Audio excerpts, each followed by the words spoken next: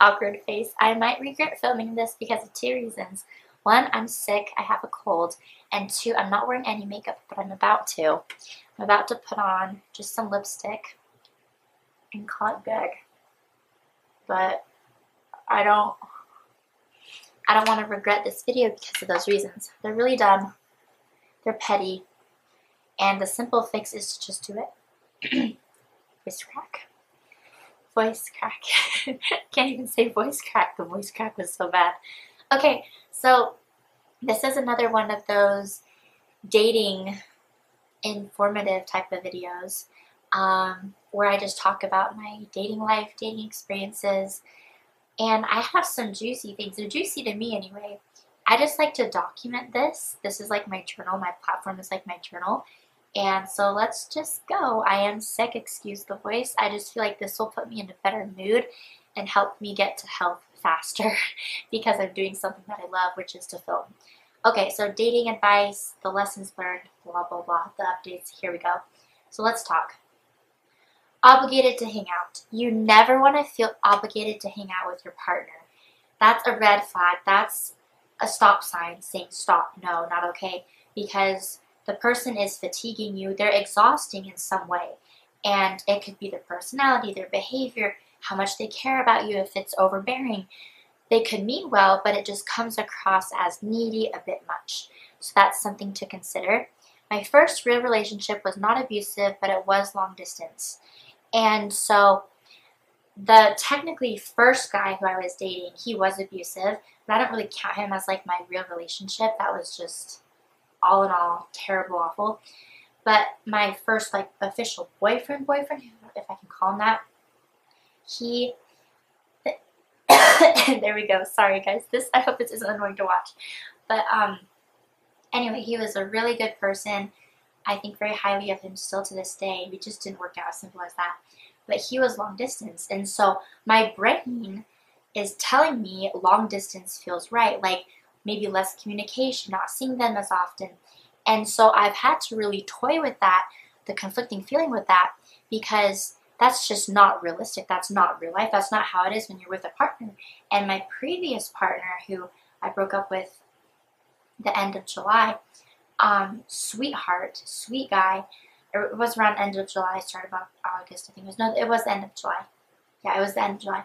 I just knew it wasn't going to work out. And I was seeing him every day. That was the most time I've ever spent with a guy. I was seeing him like every few days. And for me, it was a lot to handle and manage because I wasn't used to that. And so a part of why I ended things was because I felt claustrophobic, like I was drowning in love, basically. So it was harder. I loved him so much, it was toxic. Yes. So watch your feelings and your reactions to someone because they can be toxic and harmful to you. If you love someone so much to the point where you know that they don't love you as much back, that is toxic too. It can be just a domino effect of toxicity. Anyway, over text easier. Yeah, so I didn't know that the last time I saw my previous partner, not the one now I'm seeing now, my previous partner, I didn't know the last time I saw him was going to be truly just that, my last time seeing him. But I did it over text. I was like, hey, I've been thinking about this and this just doesn't feel right and I'm just not ready to pursue this any longer, and that was that. And over text is easier. I know why people do it over text, because it's easier. It really is. It's sadder, but it's easier. Face to face is so much harder. They can try to talk you out of it. They can try to do things, sway you, whatever. So I don't applaud that, but I don't deny that that is a form to end things in what can be a healthy way. It can be done right.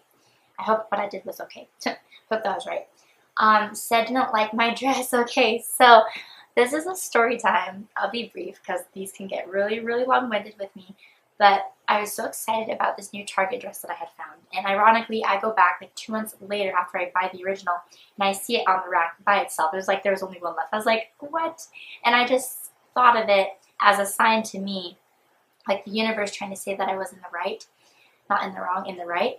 And I showed him a picture of me trying on this dress and he was so excited about it. It was like Cinderella blue, a cute little baby doll fit, and I was just so psyched, so pumped. And I bought it, of course, and he was like, remember that dress? He told me this was like hours or maybe days after, I don't really remember which, but he was just like, remember that dress you showed me? I don't like it. And I was like, what? I've never had somebody acknowledge something as cute or okay and then change their mind or come out in the open and be honest and upfront about it like that. I've never had that, especially from a male, like a guy friend or a boyfriend.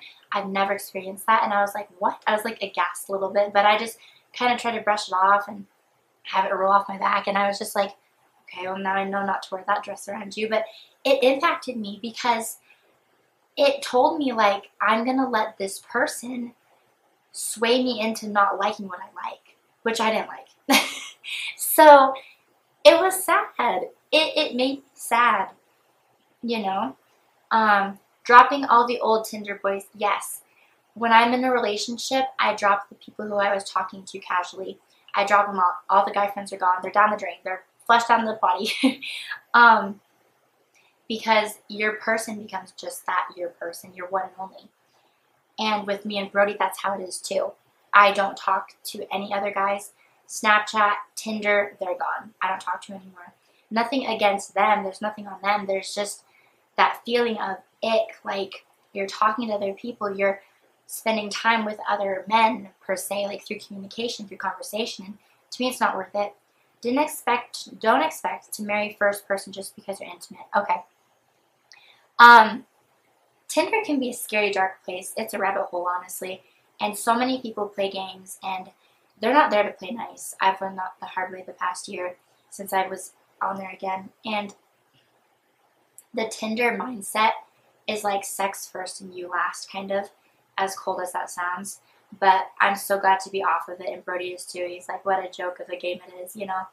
And we're so glad that we were able to find each other. But I just have to say, like, just because you were intimate doesn't mean they're gonna stick around. It doesn't mean that they're your person. It doesn't mean that you're official right now, you know. So take that into account. Sleeping together, doing the deed, doesn't seal the deal, technically. It really doesn't.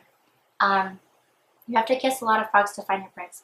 This is something that, not my counselor, but I'm surprised it didn't come from my counselor. This came from a coworker at work at the daycare that I work at. And she was talking to somebody who told her this. You have to kiss a lot of frogs to find your prince. And she actually just got married a few days ago. So I'm so happy and excited for her. And I thought about that quote a lot the past little bit, ever since she told me. And it's so true. Like, for me to find Brody, I've had to kiss a lot of frogs. Like, I met bad people. I met bad guys. I met guys who used me. And Brody's just different and amazing. I know that's what they all say, like, oh, but he's different. But he really is. And I just feel so content when I think about him or when we're together. So that's a really good sign. Anyway, he got what he wanted and I got ghosted. Right at the first sign of a red flag, and that's red flag. The lack of communication can be a red flag. There was this one guy who I was interested in.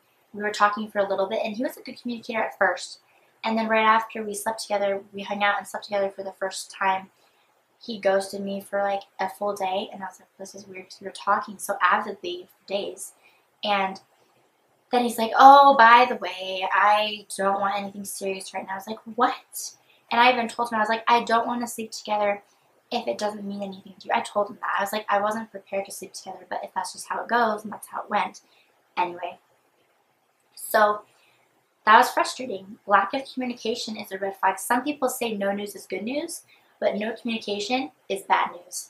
If they're not communicating like how they were before, or something's changed, or something's off, or something's new, different, whatever, like that's a sign that you should run, you should confront it, and you should get on out of there because you're in hot water. Sometimes the one night stand is all it is, and to think that I worried over him. So yeah, just going back to that last guy. Yeah, it was a one night stand for him, and that was it. He doesn't want anybody right now. I can understand that. That happens.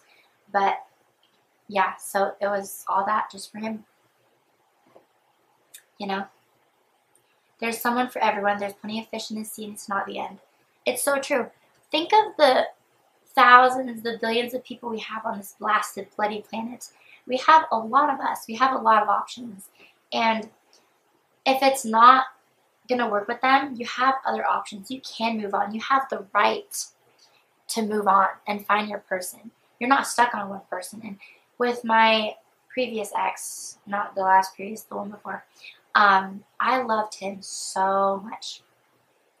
It was kind of scary how much I loved him because I had all eggs in one basket and I put everything on him and us. And when we didn't work, I got crushed. Then we tried again, then we didn't work again. I was crushed even worse. And you can move on. Your person is out there. There's plenty of options. And I truly believe that you could work with multiple people. I could have worked with Chris or Steven or whoever, but I didn't. And I found Brody, and we'll see what happens, you know? And I feel very good about this time around. Again, we'll just have to see what happens because life is a big question mark. It's a wait and see, you know? Sorry. In the span of 2 days, I got 2 weird texts. One was, hey, I'm sorry I haven't responded. The other 2 was about a friends with benefits type of thing. Okay, so this was just like last week, I think it was. This was like, how long had it been? Like a month? I don't know, because it was like early August or the end of July when I didn't hear from him anymore. And then I hear from him like last week. But that was the one guy, the one who I was intimate with, and then he ghosted me. So he ghosted me, and then out of the blue, like last week or the week before, he's like, hey, sorry I haven't responded. That's all he said. He didn't do a follow-up to anything that I said previously. And it was like a nice text. I was like, hey, I know it's not going to work out with us, but it was really nice to meet you. I'm really grateful for the time we had, whatever. And he was like, sorry I haven't responded. Send. I'm just like, what? Like, okay. And then my previous ex, I get a text from him about the same time. And another one out of the blue that blew my mind. He was like, so I know our lifestyles won't work and we're not meant to be, but do you want like a casual friends with benefits type of thing, like the end of every month, like the last Monday of every month? And I was just like, now you want to use me for sex? Like, am I a toy in my game to you? And I was just like, who are these people? Like, who are these people? Like, the audacity. And so I kind of blew them both off. I didn't say anything to the one who ghosted me. And then my ex, I was just like, yeah, it's really hard to go from relationship to friends. And I also said, plus I'm seeing someone. And so he's like, oh, okay. And I was just like, unbelievable. Like, that is bad behavior right there. Let me see if I said everything. I think I did. Yeah, I did. It's just the dating. And you'll not believe about this time, around this time of all this stuff happening, like the past month or so, just new relationship, all these new things, all these old things coming up from my past, like everything combined. I've seen so many ads, like try this dating app game or try this whatever, or why is dating so hard in this day and age? And I'm just like, it is so true because it is a joke and people play. They play dirty, they play mind games, and they are messed up themselves. Like, I don't know how these people can sleep at night. But anyway, that was the video. I hope you could pardon and excuse the way that I look and sound. I'm trying to excuse the way I feel. I feel so crappy, but sometimes you just gotta feel like shit, because then you really enjoy the times when you feel well. And so this cold came for me, and yeah, it was actually about time because I haven't been sick for a while, I don't think. But anyway, thanks for being here and for listening, and I'm gonna go now. Okay.